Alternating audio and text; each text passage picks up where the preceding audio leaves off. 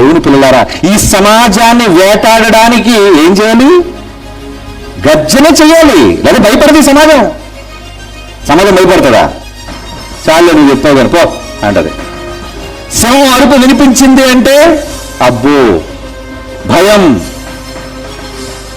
భయపడాలి, అటెన్షన్. దేవుని వాక్యం ప్రతి తరంలో అలా వినబడాలనుకున్నాడు. అదేనండి దేవుడు చేసి గర్జన.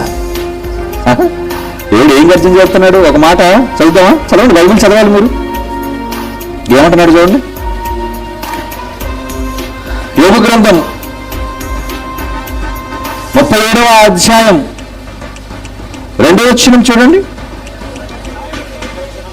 యోబు గ్రంథం 37వ అధ్యాయం 2వ వచనం నుంచి, ఆయన స్వరగర్జనను వినుడి, ఆయన నోట నుండి బయలు వెళ్ళు ధ్వని వినండి. వినండి ఒకసారి.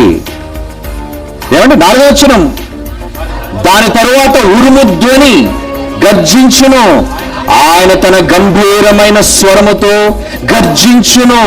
ఆయన ధ్వని వినబడినప్పుడు ఆయన మెరుపును నిలిపివేడు. దేవుడిని ఎందుకు పిలుస్తున్నాడు? గర్జన. ఉరుములు వస్తే మీరు ఎలా ఉంటుంది చెప్పండి. సడన్ గా ఉరుములు స్టార్ట్ అయ్యి అనుకోండి, అబ్బో కొంతమంది చెవులు దూళ్ళు పెట్టుకుంటారు, బాబు వెళ్ళకపోతున్నాం అన్నట్టు. అర్ధరాత్రి పడి ధడలు అన్నది అనుకోండి, ఇంక నిద్ర ఉండదు మనకి. ఎందుకు? ఉరుము ధ్వని, శబ్దం. ఆ శబ్దం వినగానే గుబులు, భయం. సమాజానికి భయం రావాలండి.